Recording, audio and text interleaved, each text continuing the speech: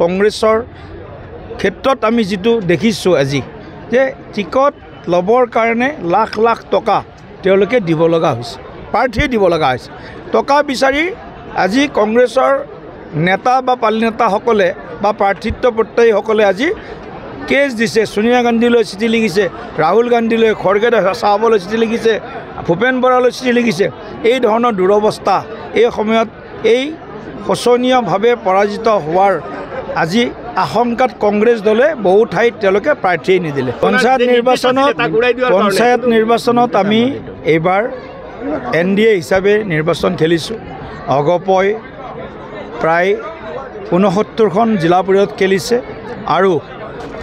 480খন আঞ্চলিক পঞ্চায়তত অগপই খেলিছে বাকীখিনি ভাৰতীয় জনতা পাৰ্টিয়ে 327খন আসনত বিজেপি জিলা পৰিষদ খেলিছে লগত গণশক্তি আৰু ৰাভা হাছুং যৌথ মঞ্চ আছে তাৰ লগত আমাৰ তেওঁলোকে AP আঞ্চলিক পঞ্চায়ততো তেওঁলোকে 480 আসনত খেলিছে আমি 1685খন আসনত খেলিছোঁ গতিকে আমি এটা সুশৃংখল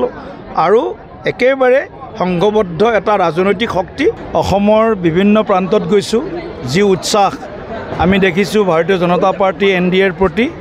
তাতকৈ কম উৎসাহ নহয় তাতকৈ বৰঞ্চ অলপ বেছি উৎসাহ বৰাক উপত্যকাত দেখিবলৈ পাইছোঁ আৰু ৰাইজে এইবাৰ নিশ্চিতভাৱে ভাৰতীয় জনতা পাৰ্টি NDA মিত্ৰজোঁটক পঞ্চায়ত ৰাজ ব্যৱস্থাটোক শক্তিশালী কৰাৰ বাবে আৰু গ্ৰামাঞ্চলৰ উন্নয়নৰ বাবে আমাৰ দলৰ প্ৰতি তেওঁলোকৰ যি সমৰ্থন সেই সমৰ্থন ব্যক্ত কৰিব আৰু ইতিমধ্যে আপোনালোকে দেখিবলৈ পাইছে সমগ্ৰ অসমত ভাৰতীয় জনতা পাৰ্টিয়ে 37খন জিলা পৰিষদ বিনা প্ৰতিদ্বন্দ্বিতাৰে জয়লাভ কৰিছে প্ৰায় 300খন আঞ্চলিক পঞ্চায়তৰ সদস্য বিনা প্ৰতিদ্বন্দ্বিতাৰে জয়লাভ কৰিছে বৰাক উপত্যকাতো দেখিছোঁ আমাৰ কাছাৰ জিলাত দেখিছোঁ কৰিমগঞ্জ শ্ৰীভূমিত দেখিছোঁ বা আমাৰ হাইলাকান্দিতো দেখিছোঁ বিভিন্ন অঞ্চলত বিনা প্ৰতিদ্বন্দ্বিতাৰে আমাৰ কাৰ্যকৰ্তাসকল জয়লাভ কৰিছে অৰ্থাৎ ইয়ে প্ৰমাণ কৰিছে নৰেন্দ্ৰ মোদী ডাঙৰীয়াৰ যি সুশাসন আৰু ডক্টৰ হিমন্ত বিশ্ব শৰ্মা ডাঙৰীয়াৰ যি উন্নয়নৰ জয়যাত্ৰা এই উন্নয়নৰ জয়যাত্ৰা সুশাসনত ৰাইজ সন্তুষ্ট ৰাইজে সন্তুষ্টি ব্যক্ত কৰিছে আৰু সেই হেতু আজি ৰাইজ পঞ্চায়ত নিৰ্বাচনত আমাৰ দলৰ যি সমৰ্থন সেই সমৰ্থন আৰু শক্তিশালী কৰাৰ কাৰণে ইতিমধ্যে তেওঁলোকে এটা মন বান্ধা বুলি আমাৰ ধাৰণা হৈছে আৰু আমিও আশাবাদী যে ইমান বছৰ কংগ্ৰেছে যি গাঁৱৰ ৰাইজক প্ৰতাৰণা কৰিছিল শোষণ কৰিছিল ৰাইজৰ বাবে অহা আঁচনিৰ ধন চানকাৰী কংগ্ৰেছে নেতা পালি নেতাসকলে পকত গৰম কৰিছিল গতিকে তাৰ পৰা তেওঁলোকে পৰিত্ৰাণ বিচাৰিছিল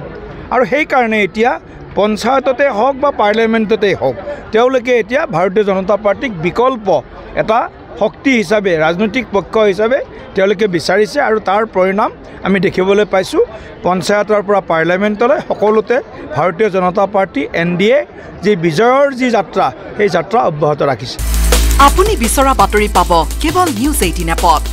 নিউজ 18 এপ ডাউনলোড কৰিবলৈ স্ক্যান কৰক এই QR কোড